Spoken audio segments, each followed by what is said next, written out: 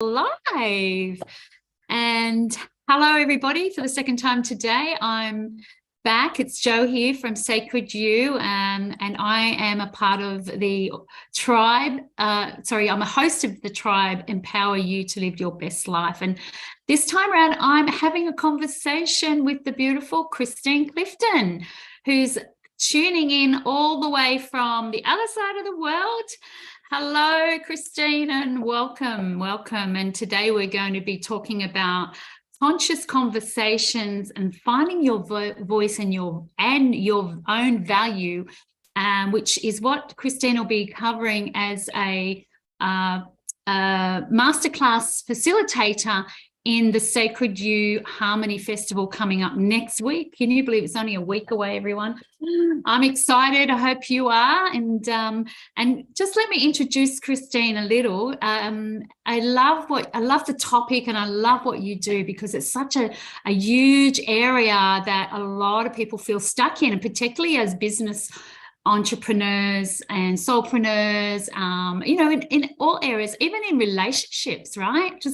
It covers so many areas. So Christine believes that the world is cheated without your voice in it. Beautiful. She teaches mindful company professionals and service entrepreneurs to say what they need to say to get where they need to go, so they have the freedom, fulfillment, and flow in their life, in the life that they deserve. So I'm excited because, wow, this is just going to be I believe it's going to be an incredible masterclass that people can actually really learn how to use their voice in a powerful way for connecting to what they truly want and what they're actually asking, right? So welcome, Christine. I'm excited about this conversation. Would you like to introduce a little bit about yourself and how you started in this work, perhaps? Sure. Hello, everyone, and thanks so much for having me. I'm happy to be here. My path is an unusual one, I believe. I've spent about half of my career in a traditional management role in corporations and companies, and the second half has been in my entrepreneurship.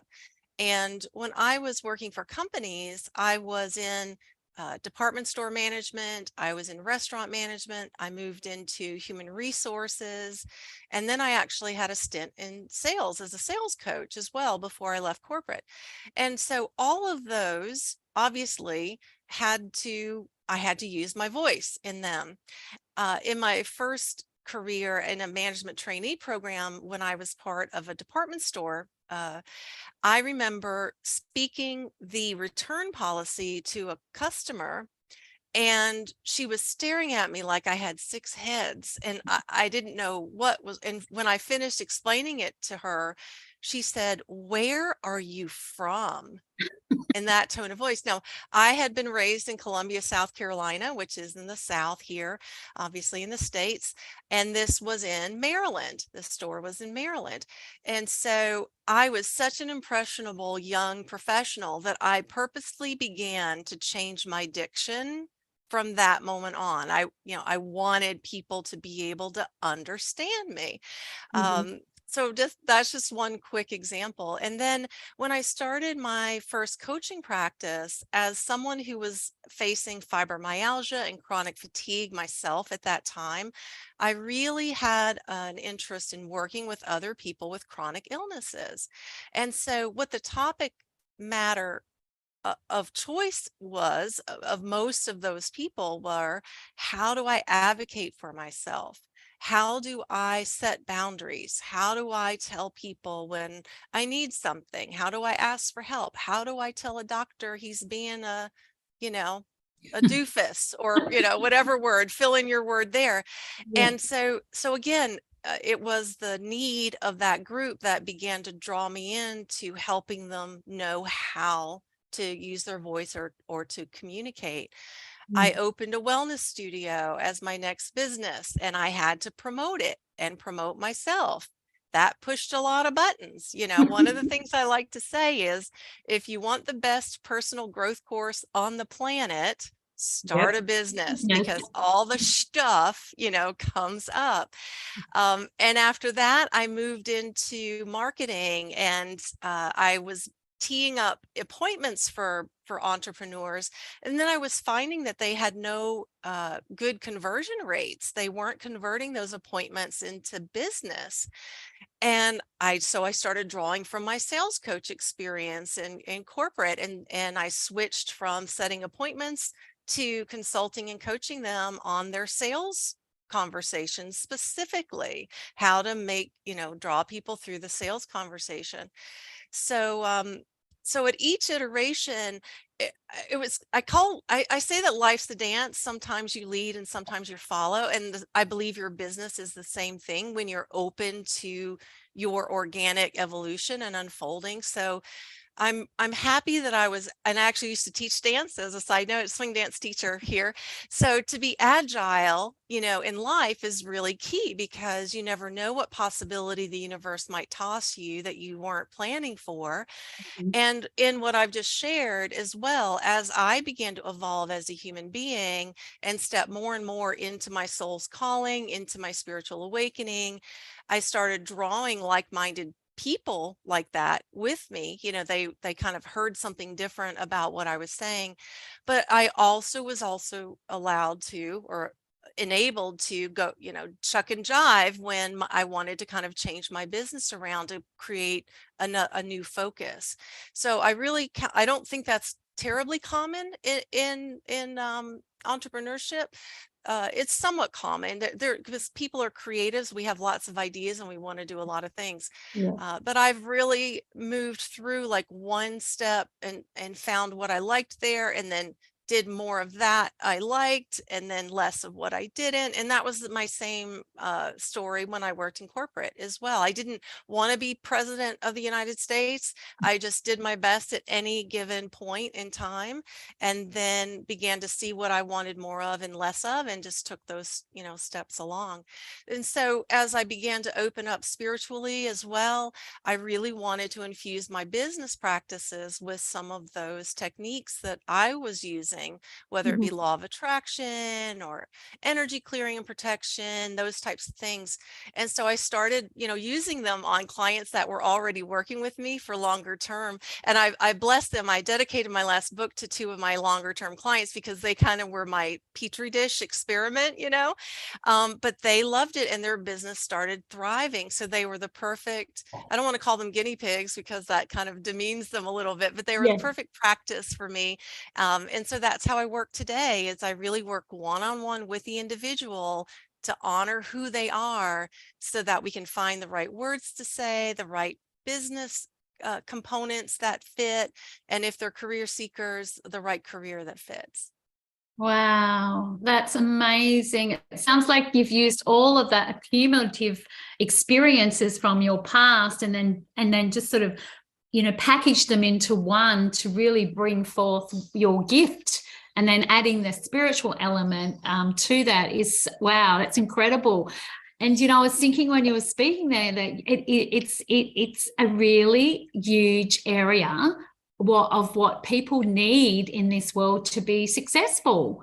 Because unless you're getting your message across clearly, then nobody's going to be listening from what I've learned through my entrepreneurship. But also, I love the fact that you bring in the belief systems and scaling back from that place of understanding what's running you, as a human being, and how you can recognize those to get your message across, but also to language it in a way that's more conducive.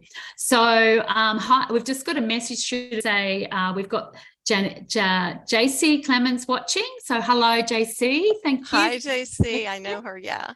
I do. Fantastic. And if you have any questions, please pop them in the chat and we'll get to them if we get a moment at the end here. So yes, did you have to go and do any other sort of spiritual courses or practices or anything to be able to bring all the spiritual stuff into your work, or did it just became a natural flow for you? Well, that's a really good question. I'm not sure it was a complete natural flow, because there was definitely some element of imposter syndrome that I started having when I was thinking about bringing the spiritual stuff more into my business. When I first named my business Mindful Business Matters in 2014, my business coach at the time said, "Don't name it that. Nobody will know what you mean." And my inside voice was like, the people that I want to serve are going to know. Like, at that point, mindful, the word was very mainstream. Mm-hmm. um, and it wasn't too far out there. So I like to be accessible. It's one of my core values, and so I chose that. But I really wasn't bringing a lot of the spiritual out. I was bringing law of attraction. Like, everyone's, I don't say everyone, most people kind of are okay when you use that terminology of law of attraction, but the spirituality piece isn't exactly the same as the metaphysical piece. So when I started bringing the spiritual piece in, there was a little trepidation, because Yeah. you don't always know what your clients' belief systems are, or and so it takes a delicate dance to bring that in. I worked with a spiritual mentor myself over the course of 6 months, and 3 months intensely, and then another 3 months kind of cursory. I was also a NIA instructor, which is a mind body fitness Yeah. movement Love that. kind of dance. And there's a lot of um, indigenous people's principles in that body of work that is NIA, because one of the founders was an indigenous person. And so there was some, indigenous spirituality a little bit, kind of, think four agreements a little bit. That's kind of the more marketable piece was in there. And so I was getting these little pieces here and there. I played around with access consciousness a little bit, but I also was discovering my own BS, as I like to call it, belief systems that were getting in the way as well. And I loved having a tool like access clearing statements to be able to do those myself.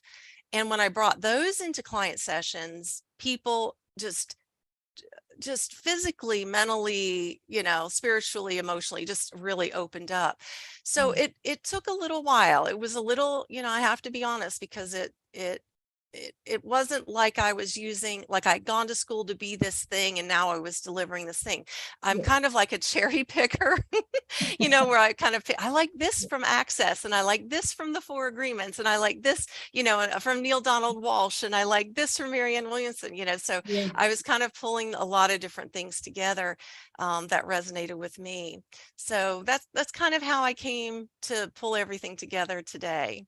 Yeah, that's amazing. And a little bit like that too. We've got Joe Dispenza over here, and we've got something else over here, and the bars is really cool too. I love that and even tapping and things like that you can bring Sure. into your sessions, because not everybody, I don't feel everybody resonates with one specific thing, right? It's very unique, and they've got to find what works for them too, doesn't it? So belief systems is a huge area because it runs everything, and they're often, as unconscious, aren't they? And we don't know they're there until we start to go for what we want, and we're like, oh no, I can't do that. The stories we tell ourselves, and we go, okay, what's that about? Well, for me, it was always about self-belief, and just even believing in myself and self-worth.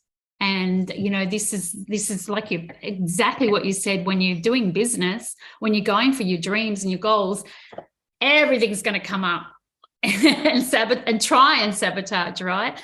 Well, and one of the things I say is, even though they don't know it, service entrepreneurs become entrepreneurs in order to heal their BS. And a big part of that is money. There's a lot of great masterclasses on money that I saw that are happening in the HarmonyFest. So definitely go get you one of those. And I do a little bit on money in my program as well. But that is, that's an important thing to recognize. And so with my clients, what I'll do is I'll say, make up your own, like when you catch yourself, make up your own like pause I'm going to back this up kind of a thing. And the thing I use is cancel, clear, delete. So if I hear myself say something that's a BS, and I'd go, oh, wait a minute, I don't believe that. Cancel, clear, delete, like in the minute. So I had one of my clients once go, she goes, I just keep hearing the dump truck backup noise, like the boo, boo, boo. Oh, I love said, that. then use that, for yourself. So yeah, it is about using your own thing that works for you, and every personality is a little bit different. And you want, just like you go try on clothes, a lot of things are going to fit, but you aren't going to like them all, or they won't all look great on you. So it's the same thing with these principles and concepts that we're talking about. Tools. I love that. That's incredible. So let's talk about your masterclass and what people can expect, and what you're going to be delivering. We don't want to give it all away because we want them to come, but just a little bit about what they can expect from your masterclass would be wonderful. Sure. Well, I'm going to give the pragmatic piece first. Like, this is the tangible takeaway, right? And the tangible takeaway is you're going to learn exactly what to say in certain scenarios so that you can get what you want, or connect or engage like you want in those scenarios. And so the masterclass will be taking some different scenarios, taking from the attendees what they're facing, and maybe even workshopping those right there in the masterclass. Wow. So that's like the tangible takeaway. But everyone should also know that we're also covering the inside stuff, the BS stuff. And so I'm going to talk, and we'll talk a little bit today. I want to talk a little bit about neuroscience and a little bit about the brain and that type of thing. But so we'll talk a little bit about that as well. And I see my cat, Mr. Big, has just made an appearance. Don't mind him. He's going to make biscuits on the side over there. But that's been his thing lately, since I've been back from vacation. So, so that's the tangible. So more of the intangible is, I want to give some of those bust the BS tools to people, and to give them some suggestions of how they can catch themselves, and what they can use. And the other thing I believe in is what I call knowledge transfer. So I don't want anyone ever to become codependent on me. So I'm going to teach you like the framework of these things, and then you're going to have the framework to use in your future conversations, in your future interactions, so that you can just replicate what you've done together, with me in the masterclass. So you'll get some of that as well. Fantastic. It sounds, I just want to go now. Well, I hear so many people say, I've had people say, well, I just don't know what to say. And sometimes it isn't that they don't know what to say. It's that they don't have a framework within which to put the words, or to put the phrases. And so many of the people I work with are highly relational. They are probably recovering people pleasers, or, recovered people pleasers. They're people who maybe still have a hard time saying no, or setting boundaries. And so what happens with all of that is that your emotions arise during those moments. It's not that you don't know what to say, it's that you go to say it and there's no framework for it, or you go to say it and the emotion is coming up. And what I like to do is give people some facts, so they give themselves some grace, right? So we're so hard on ourselves. Like, you drive home from that interaction and you think of all the 15 things you should have said, at that time.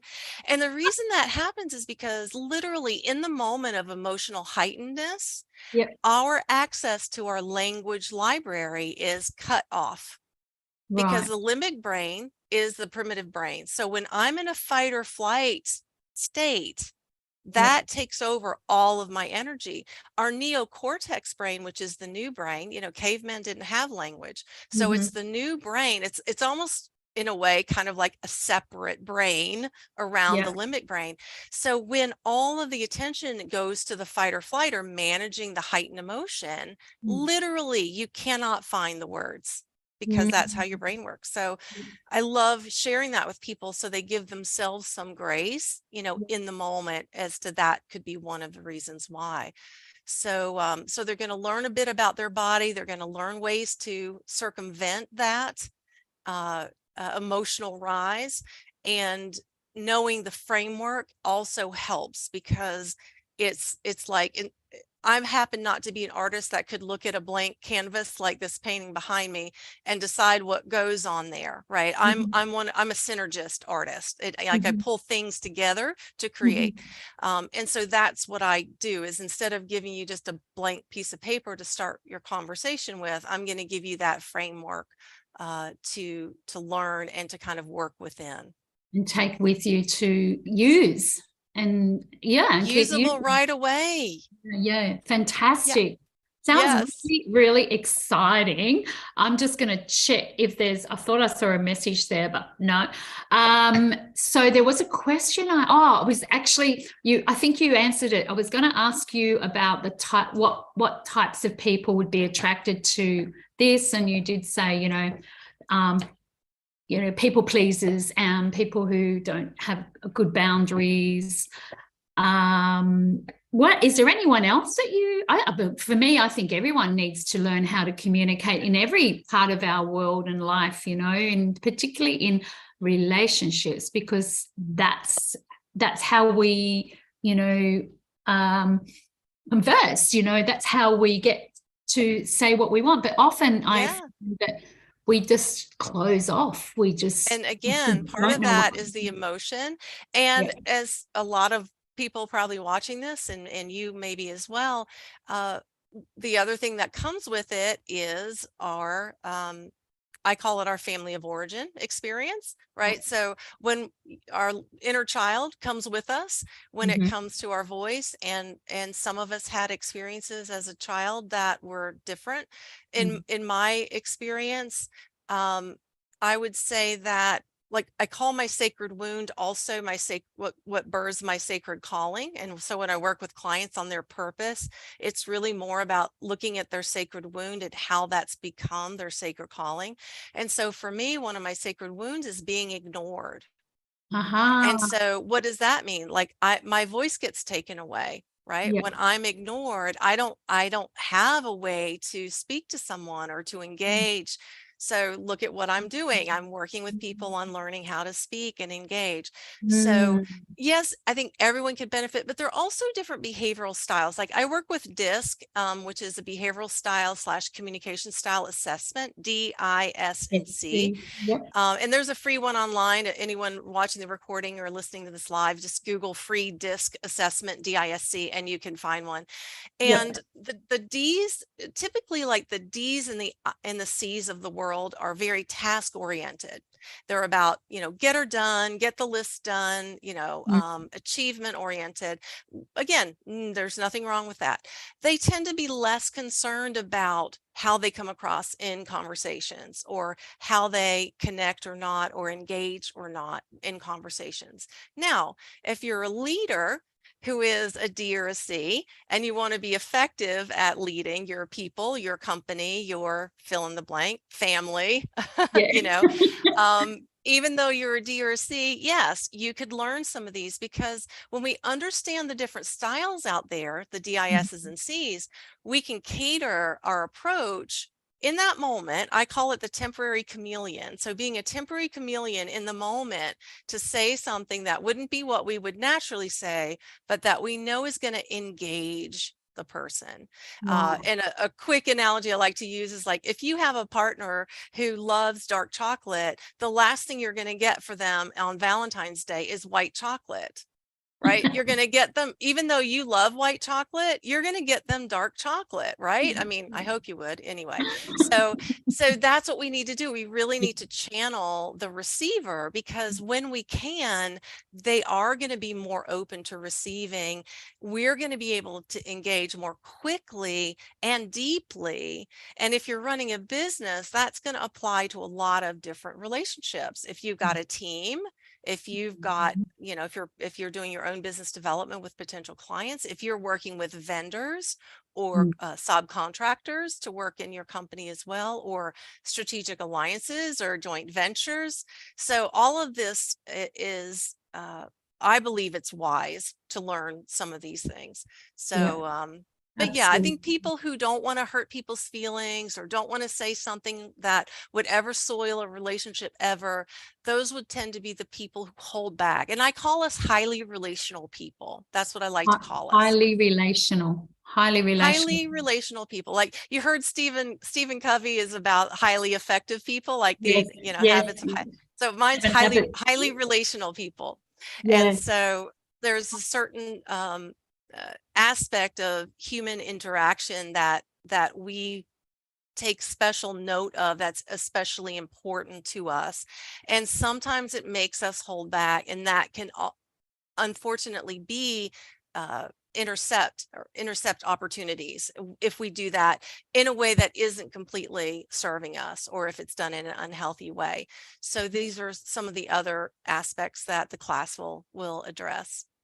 Fantastic. I was just thinking when you were talking there about how powerful, how imperative this would be in our school system and teaching, teenagers even at that. I think they'd be, it would serve them wisely for what they do in the world when they go out into the world. I wonder if anyone's doing this sort of work, but that just dawned on me. Wouldn't this be wonderful? Like, I do have that vision. I do. I would love to teach workshops in those types of forms, whether it be schools or, churches or anywhere where people come together in community, because I do believe that as great as technology is, it's pushing us behind screens of all sizes, oh, and it's causing our conversation muscles to atrophy. And even those of us who know how to converse, we're kind of forgetting how, because it's so easy to text and it's so easy to email or so easy to post.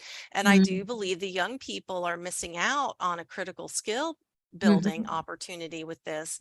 Until we turn into the Jetsons, I like to say, we're going to have to continue to have conversations with people. And so I don't believe a lot of the young people are getting equipped for that. I don't think so either. We just look at the world around us, and as much as I have this wonderful vision for it, it's sometimes a little bit watching what's happening out there. And I used to work with youth, and it's a big passion of mine to equip them with the tools to move forward in life.